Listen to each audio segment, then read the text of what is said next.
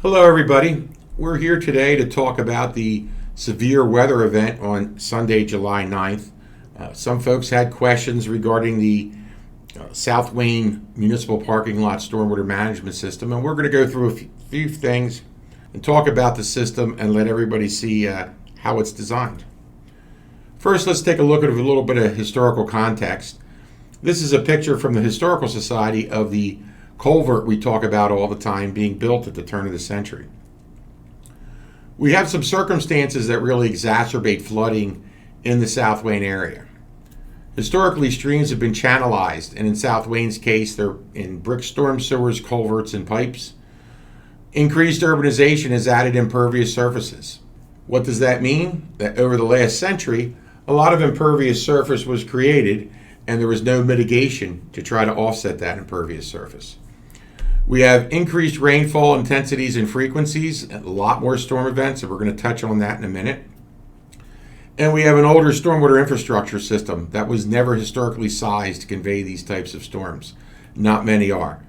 Even current design practices don't design stormwater pipes and inlets to convey all storm events. Every pipe, every inlet, every subsurface system has a finite capacity. This is really important to look at. This is a historical map of the South Wayne area. Let's look up here on Midland. You can see there is a sizable pond and stream. And let's go over towards Pembroke. Look at the size of this pond. So these were there before the houses were built.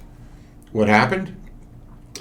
During that time, these ponds and streams were put in what we showed before of the different pipes and culverts. The middle school and the firehouse are also built on similar items. So those ponds and those streams were put into examples of what we show here.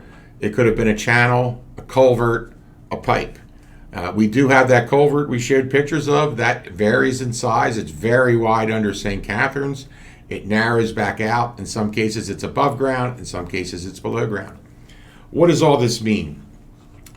So enclosed historic streams that are now flowing within a combination of pipes and channels and culverts, let's look at this as an example of that culvert. So a certain amount of runoff does get into the culvert through inlets that are already existing, and that culvert will fill up because it's normally carrying a stream and it's not sized for these storms.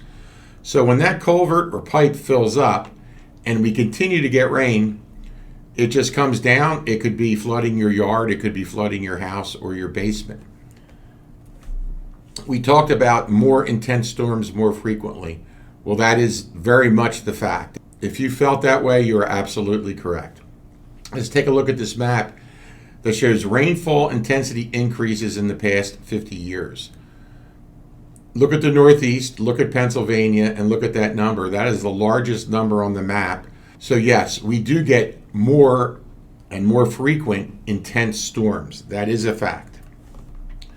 Let's talk about the storm itself. This was extremely localized over the Radnor area. We received over 5 inches of rainfall in a 24-hour period.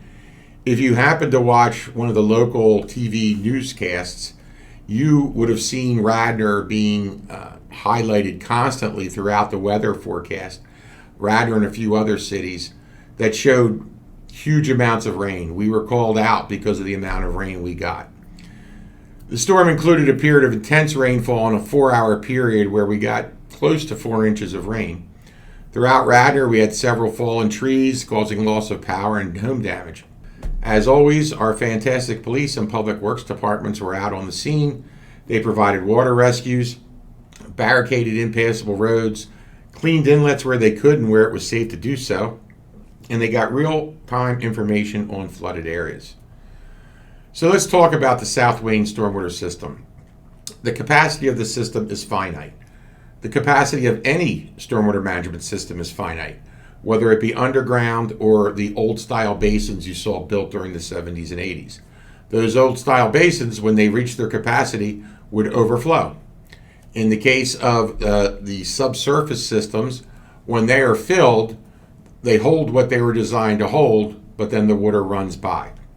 So people say, well, how big did you make this system? We made it as large as possible as we could in the space that we did. So we're always looking for places to do stormwater management systems, and in most cases it's going to come down to where does the township own ground. In this case, the South Wayne parking lot. There's a lot of homes and businesses in the area, but that is one place the township owns. So Meliora designed the system. Literally every square foot under that parking lot has a stormwater management system under it. So we maxed out the size of the system, and this was still designed by Meliora to capture that 10-year, 1 hour, 1.9 inches of rain in an hour event. The system is designed to release slowly. That's to prevent flooding further down in South Wayne. So we have a finite system. We had about a ½ inch of rain on Saturday. So part of that capacity is already being used. It's being released slowly, but it's already being used. So we have a system, finite, designed to capture a 10-year, 1 hour storm, or roughly 1.9 inches in an hour. So let's look a little further into this. We're going to look at a real-time map of what occurred on July 9th. So let's take a look. So first thing, let's drop a pin on the South Wayne parking lot. Now we're going to have a clock that shows the time of day represented by the Doppler image you're going to see, the Doppler radar for rainfall. What just popped up is a graph that's going to show our rainfall gauge. Over at the Radnor Activity Center, we have a weather station that shows real-time rainfall amounts, which we're going to use during the storm. We talked about the finite capacity of the storm. So this is a somewhat high-level straight-line analysis, but the system is able to hold 1.9 inches of rain. So we're going to see what happens to that capacity as the storm moves in. Lastly, if you're not used to looking at Doppler weather maps for rain, we have the Doppler radar key.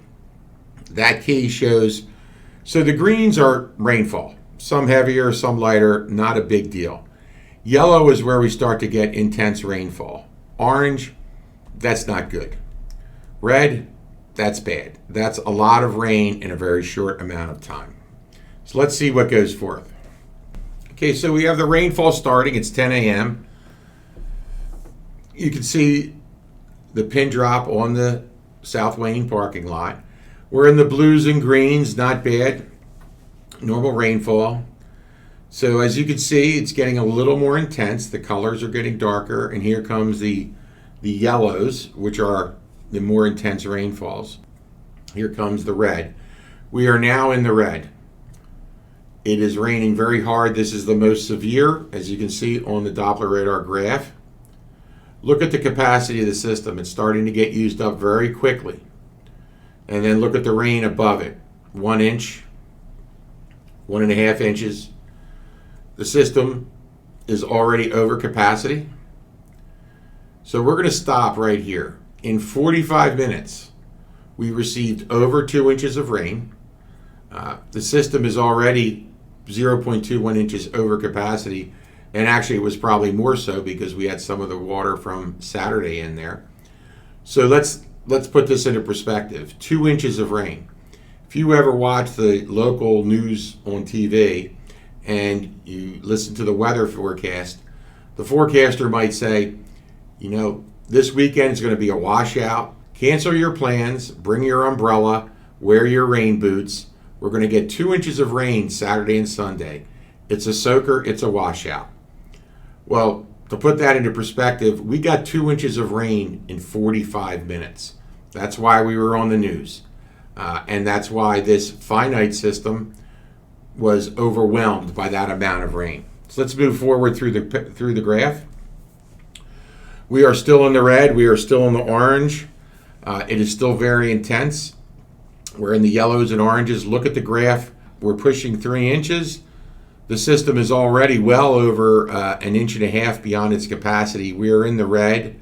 We're in the yellow. Again, very intense rain. So as you can see, look at the clock up above. It's still raining, and every once in a while we still get some more intense bands like now of the yellow, some really severe rain coming down. And here we are, it's still raining. The graph is still going up. If you look down below, the amount of rain we've got is already almost twice the amount the system can handle. We're back in some intense rain. So here we are as the clock ticks. 4 hours, almost 4 inches of rain. Over 2 inches of that came down in 45 minutes. And over a 24-hour period, we got 5 inches of rain. Look at the bottom, inches over the capacity of the system, 1.95. Again, that's almost double. So let's look at something else. We have, by comparison, some other South Wayne rainfall events. So most people wouldn't even know this. You just drive down the street when it's raining and all is good. But we're showing here 5 storms where South Wayne and Runnymede would have flooded before this system was installed. July 16th, close to 2 inches of rain. June 26th, over 2 inches of rain. June 12th, over 1.5 inches of rain. April 30th, over 1 inch of rain. April 28th, pushing 2 inches of rain. So there's 5 times that the system worked perfectly. There was no flooding, and the good thing is nobody knew about it because the system was working. So what do we take away from this? The stormwater system is performing as designed. We need to remember it is finite in its ability to hold water, right? The volume of the system is finite. It's about 235,000 gallons. Given the rainfall totals over the short duration, flooding would have been significantly worse without our system and the connection to the middle school system, giving a total of about 450,000 gallons that was stored between the two systems that did not go on the street, that did not run down to South Wayne, that was being contained and slowly released. We are looking at additional incremental projects, and that have been discussed and could help further mitigate against some flooding. As you can see, it's going to be difficult to solve this completely. The drainage area to Ivan Avenue, which includes all this, is about 500 acres, and it's about 42% impervious surface. Inlets get clogged by debris during the storm. This continues to be an issue. Our Public Works Department does a great job in trying to keep them clear. There are just too many once they're flooded, and in some cases it's too dangerous for them to get to it. So again, in the end, the system is finite. It was designed for a specific storm.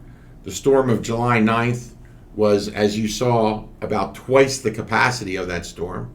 This was a very severe rain event. Again, we made the news, not in a good way, because we got 5 inches of rain. So we are looking at other options in the area, but the main takeaway is the system performs as it should in the rainfall events that it's designed for. But the rainfall event of July 9th was literally twice the amount that this system could handle.